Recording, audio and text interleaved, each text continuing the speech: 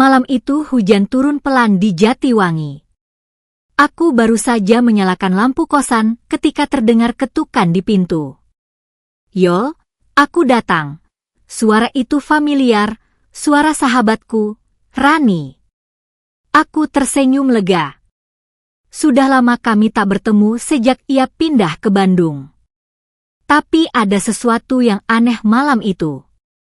Rani berdiri di depan pintu dengan wajah pucat, bajunya basah, dan matanya kosong. "Aku boleh menginap?" katanya pelan. Aku mengangguk, tapi jantungku berdetak tak karuan. Ada hawa dingin yang menyelinap masuk bersamanya. Dan malam itu, aku belum tahu. Rani sudah meninggal 3 hari lalu. Hujan turun pelan di Jatiwangi malam itu. Lampu jalan redup, suara air menetes dari atap kosanku yang tua. Aku baru saja menyalakan lampu ruang tamu ketika terdengar ketukan di pintu. Pelan, tapi berulang, seperti seseorang yang tak sabar menunggu. "Yol, aku datang." Suara itu familiar. Suara Rani. Aku terdiam sejenak. Rani, sahabatku sejak SMA, yang katanya pindah ke Bandung 2 bulan lalu. Aku belum sempat bertemu lagi dengannya. Tapi malam itu, ia berdiri di depan pintu kosanku, basah kuyup, rambutnya menempel di wajah, dan matanya kosong. "Aku boleh menginap?" katanya pelan. Aku mengangguk, meski jantungku berdetak tak karuan. Ada hawa dingin yang menyelinap masuk bersamaan dengan langkahnya. Rani duduk di kursi kayu dekat jendela, diam. Aku berusaha mencairkan suasana. "Kamu kehujanan ya?" Aku ambil handuk dulu. Ia hanya menatapku, tanpa senyum. "Aku kedinginan, Yol." Aku berlari ke kamar, mengambil handuk dan selimut. Tapi saat kembali ke ruang tamu, kursi itu kosong. "Rani," panggilku. Tidak ada jawaban. Aku mendengar suara langkah pelan dari dapur. Aku berjalan ke sana, dan melihat Rani berdiri di depan cermin tua yang tergantung di dinding. Ia menatap bayangannya sendiri, lalu berbisik, "Aku masih di sini, kan?" Aku merinding. "Rani, kamu kenapa?" Ia menoleh perlahan.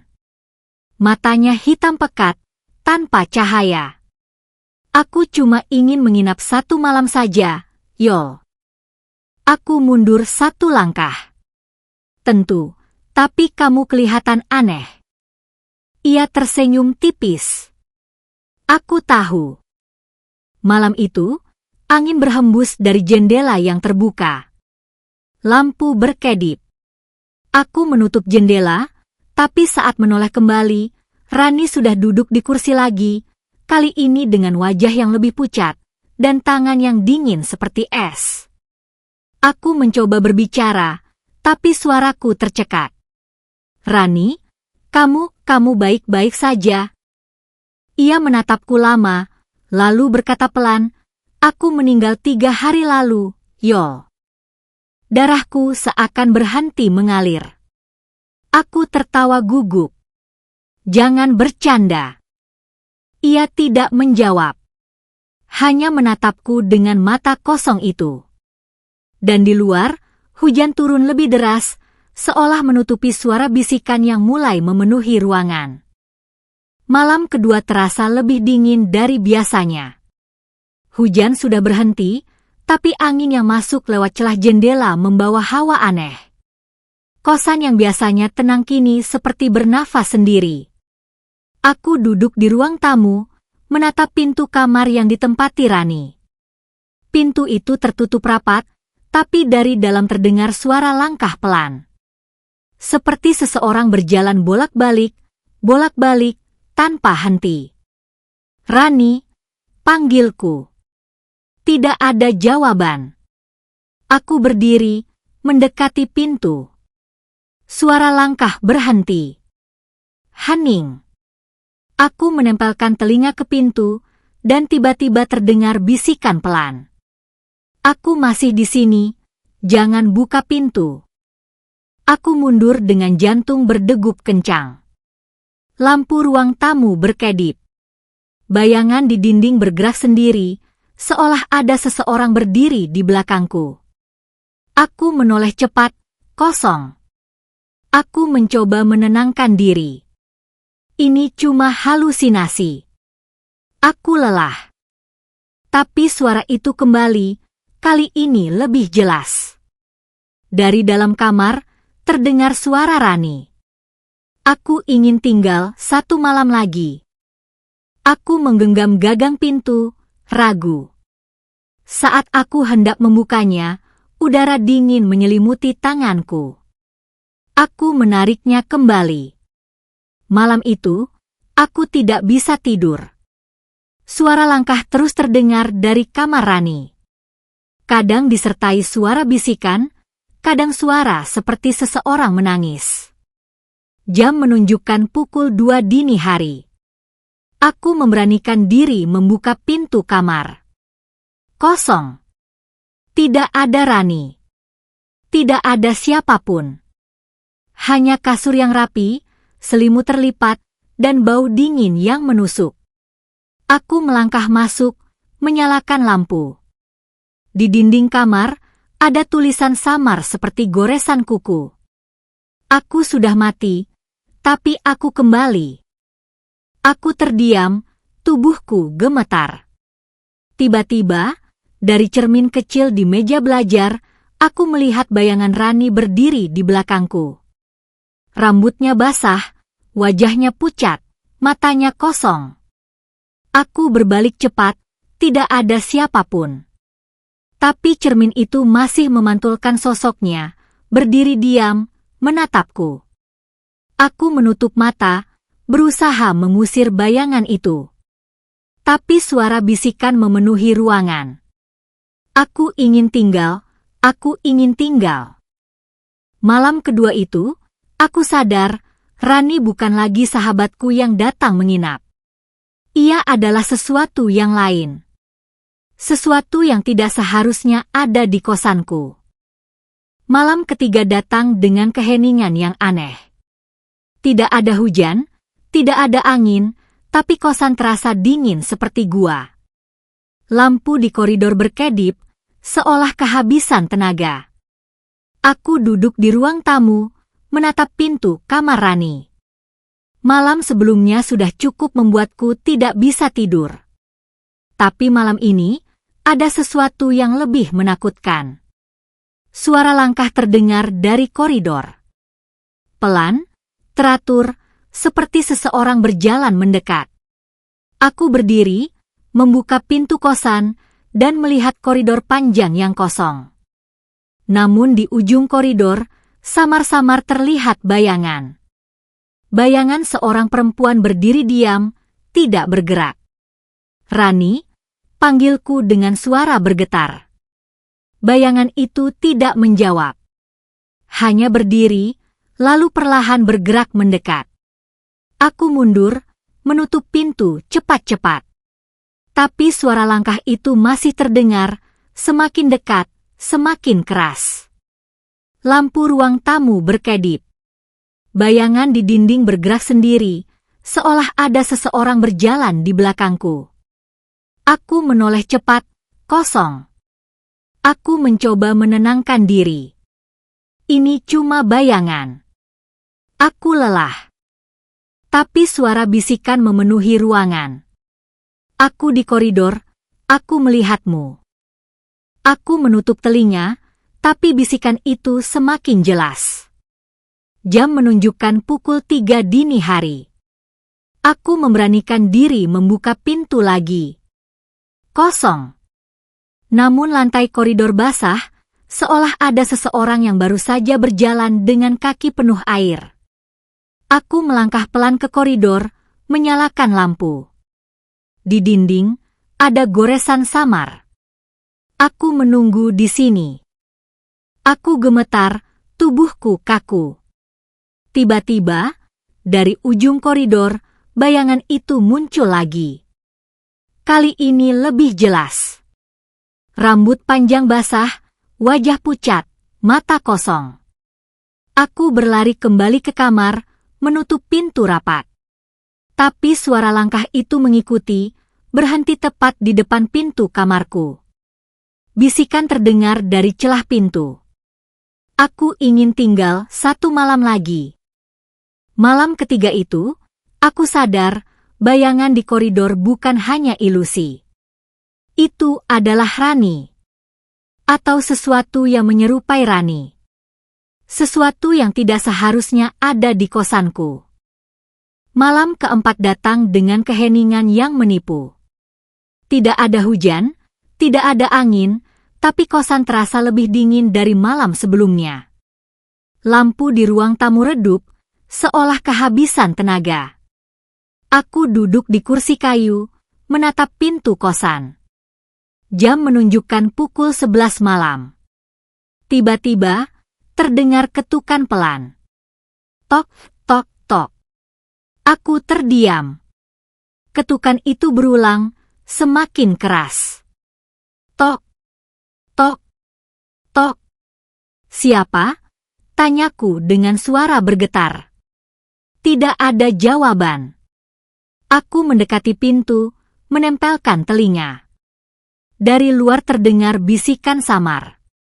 Bukalah, aku ingin masuk. Aku mundur cepat, jantungku berdetak kencang.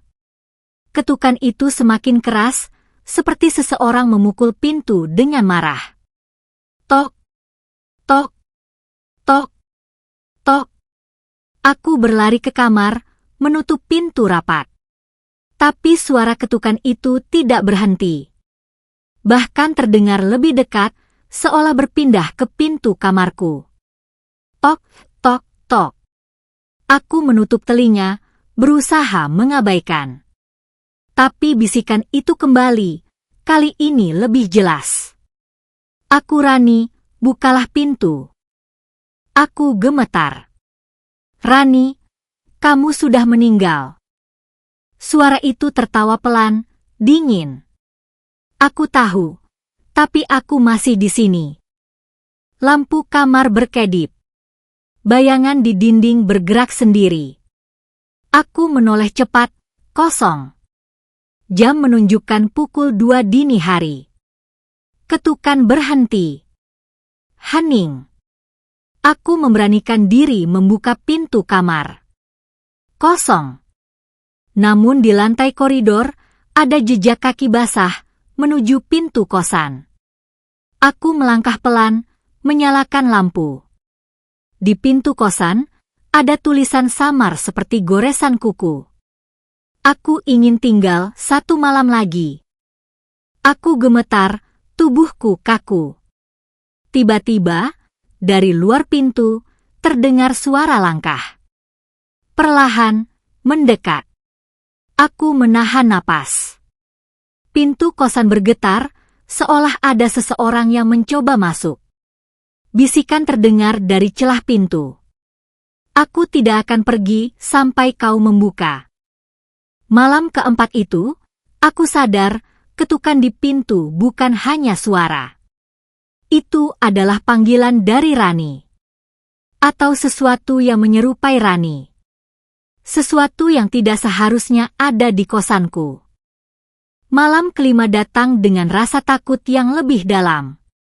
Aku sudah terbiasa dengan suara langkah, bisikan, dan bayangan. Tapi malam ini berbeda. Malam ini, aku mulai menemukan kebenaran. Jam menunjukkan pukul 11 malam. Aku duduk di meja belajar, mencoba menulis catatan tentang kejadian-kejadian aneh yang menimpaku. Tapi pena di tanganku bergetar, seolah menolak menuliskan kata-kata. Tiba-tiba, pintu kamar berderit pelan. Aku menoleh, dan melihat Rani berdiri di ambang pintu. Wajahnya pucat, matanya kosong, rambutnya basah menempel di pipi. Yol, suaranya pelan, serak. Kamu tahu aku sudah mati, kan? Aku menelan ludah, tubuhku kaku. Aku tahu. Ia melangkah masuk, duduk di kursi kayu. Aku tidak bisa pergi. Ada sesuatu yang belum selesai. Aku gemetar. Apa maksudmu? Rani menatapku lama, lalu berkata pelan, aku tidak mati karena kecelakaan. Aku dibunuh. Darahku seakan berhenti mengalir. Dibunuh? Ia mengangguk. Seseorang menungguku malam itu. Aku tidak pernah sampai ke Bandung. Aku mati di jalan, dan tubuhku dibuang. Aku menutup mulut, menahan teriakan. Rani melanjutkan, suaranya bergetar. Aku datang ke kosanmu bukan untuk menakutimu. Aku datang karena aku ingin kamu tahu. Aku ingin kamu menemukan kebenaran. Lampu kamar berkedip. Bayangan di dinding bergerak sendiri.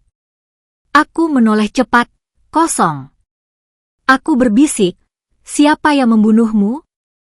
Rani menunduk, air mata hitam mengalir di pipinya. Aku tidak bisa menyebut namanya.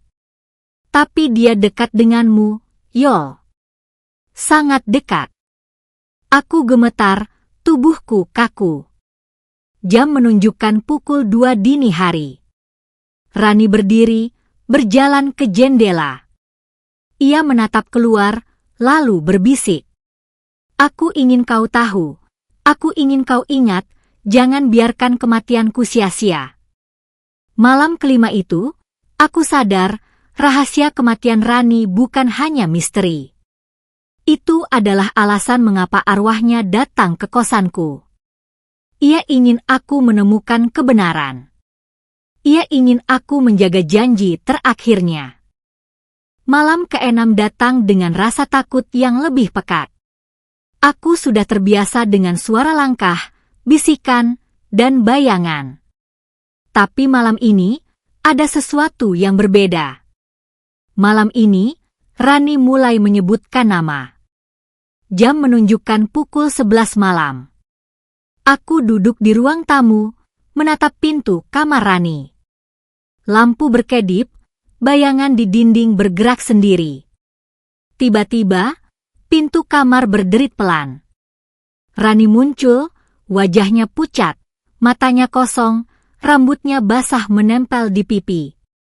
Yol, suaranya pelan, serak. Aku ingin kau tahu siapa yang membunuhku. Aku menelan ludah, tubuhku kaku. Siapa? Ia menatapku lama, lalu berbisik. Namanya? Bima. Aku terdiam.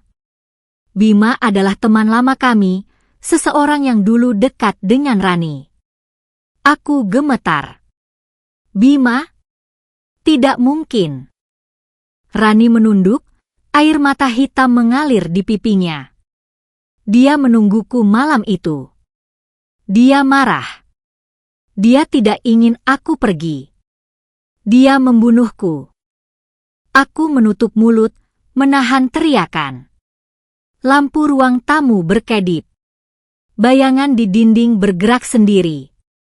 Aku menoleh cepat, kosong. Rani melanjutkan, suaranya bergetar. Aku datang ke kosanmu bukan untuk menakutimu. Aku datang karena aku ingin kau tahu. Aku ingin kau menemukan kebenaran. Aku ingin kau tahu siapa yang membunuhku. Aku gemetar, tubuhku kaku.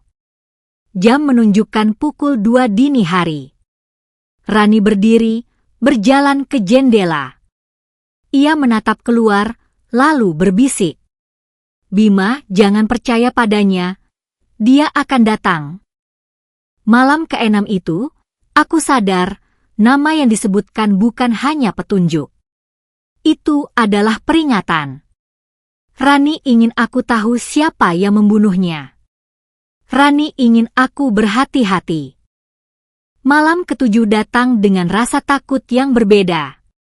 Jika sebelumnya aku hanya berhadapan dengan bayangan dan bisikan, malam ini aku harus berhadapan dengan manusia.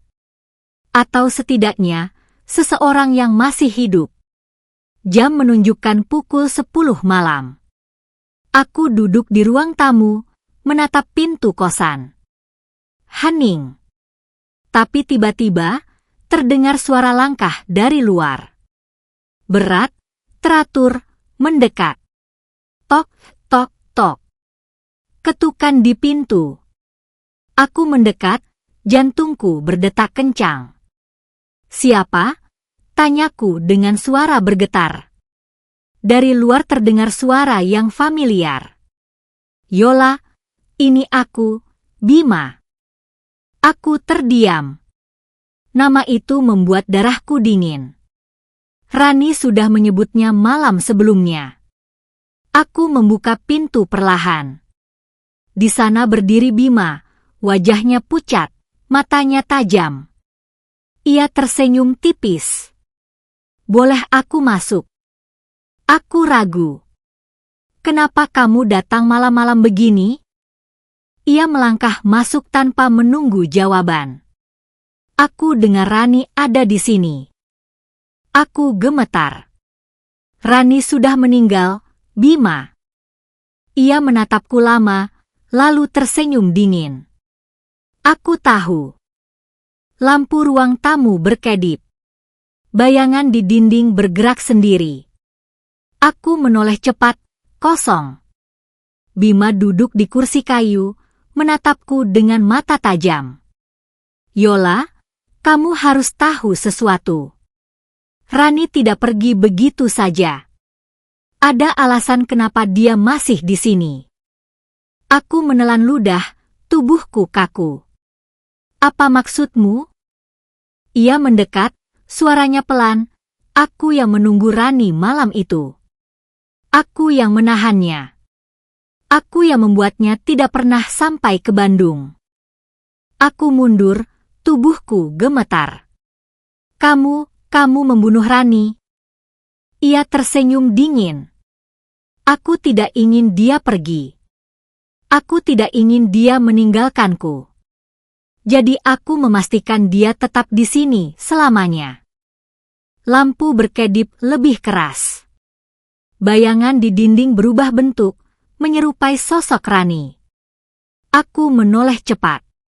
Di sudut ruangan, samar-samar terlihat Rani berdiri. Wajahnya pucat, matanya kosong, rambutnya basah. Bima menoleh ke arah bayangan itu, lalu tertawa pelan.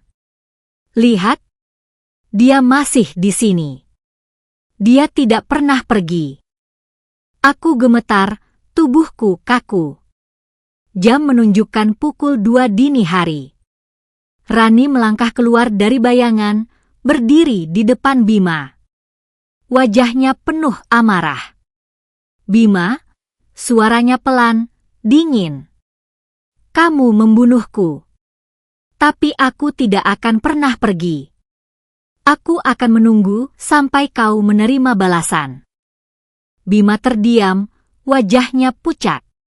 Malam ketujuh itu, aku sadar kedatangan Bima bukan hanya pertemuan.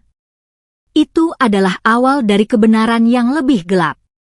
Rani tidak hanya datang untuk memberitahu. Ia datang untuk menuntut balas.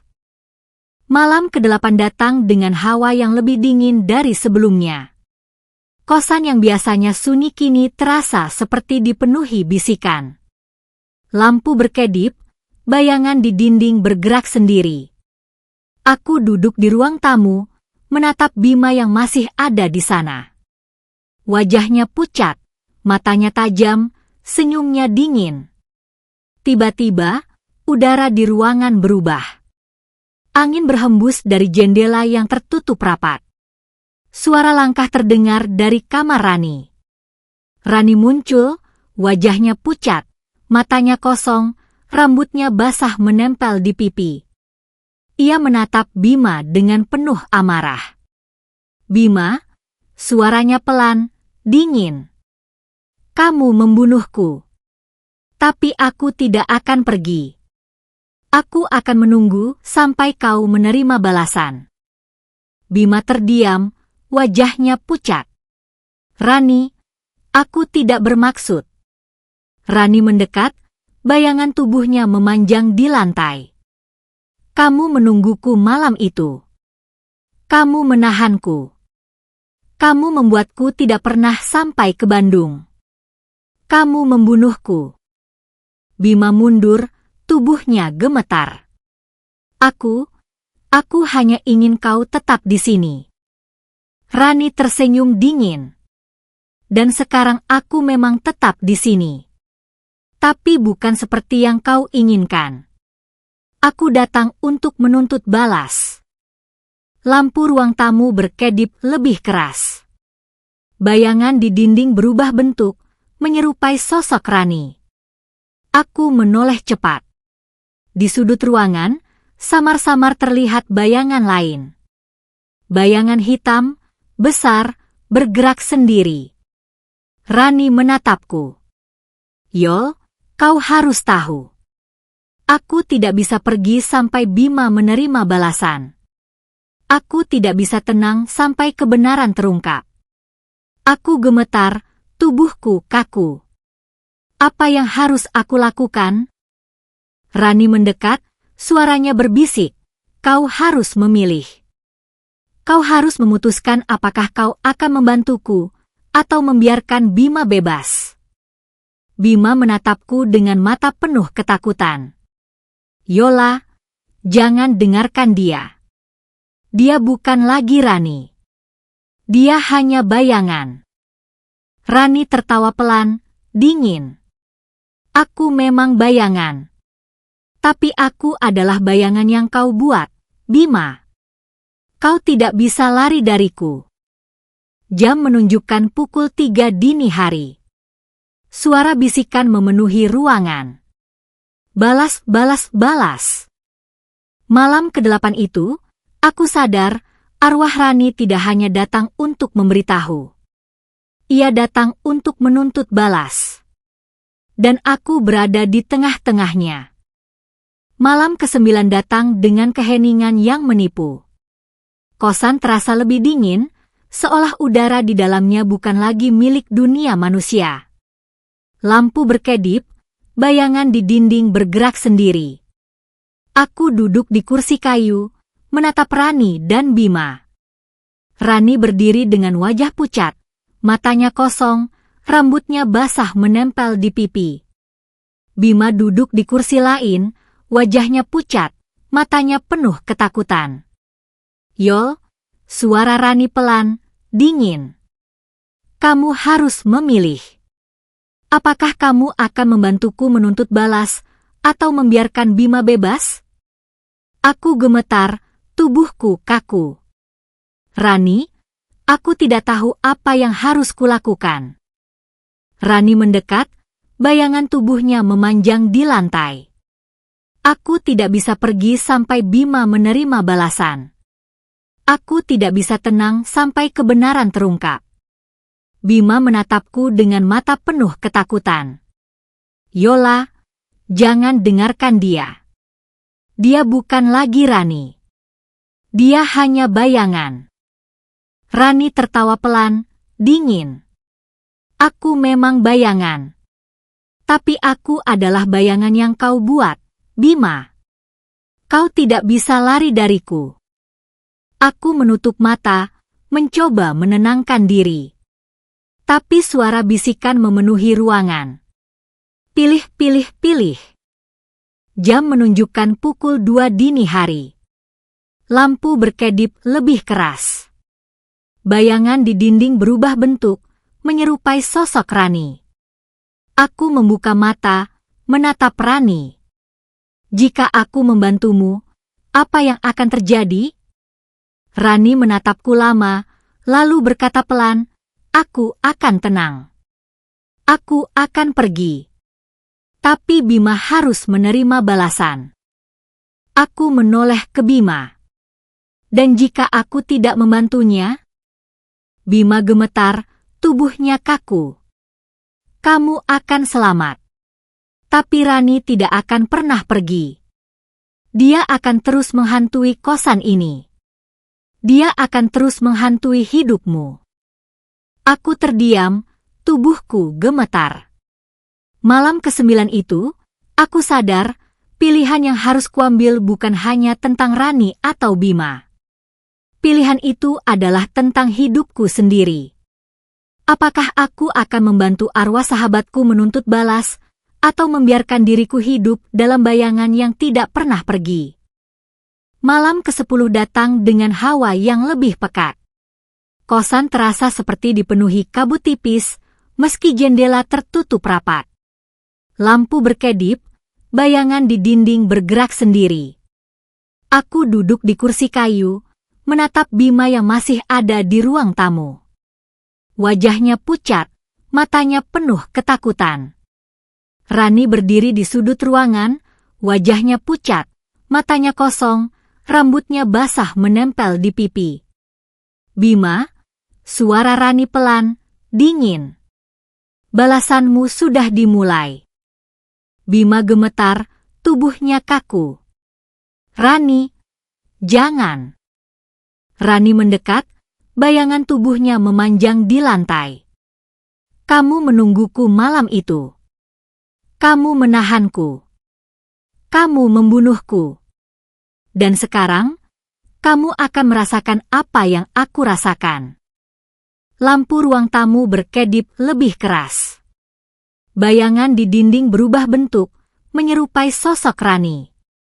Bima menoleh cepat, wajahnya pucat. Yola, tolong aku. Aku gemetar, tubuhku kaku. Aku tidak tahu apa yang harus kulakukan. Rani menatapku lama, lalu berkata pelan, jangan ikut campur, Yol. Ini antara aku dan Bima. Aku hanya ingin kau tahu. Aku hanya ingin kau melihat. Jam menunjukkan pukul 2 dini hari. Suara bisikan memenuhi ruangan. Balas, balas, balas. Bima berteriak, tubuhnya gemetar. Rani, aku minta maaf, aku tidak bermaksud. Rani tersenyum dingin. Maafmu tidak cukup. Balasanmu sudah dimulai. Tiba-tiba, udara di ruangan berubah. Angin berhembus dari jendela yang tertutup rapat. Suara langkah terdengar dari koridor. Bayangan hitam besar muncul di dinding, bergerak mendekat ke arah Bima. Bima berteriak, tubuhnya gemetar. Yola, tolong aku. Aku menutup mata, tubuhku kaku. Malam ke-10 itu, aku sadar, balasan yang dituntut Rani bukan hanya kata-kata. Itu adalah kenyataan. Dan Bima tidak bisa lari darinya. Malam ke-11 datang dengan hawa yang lebih pekat.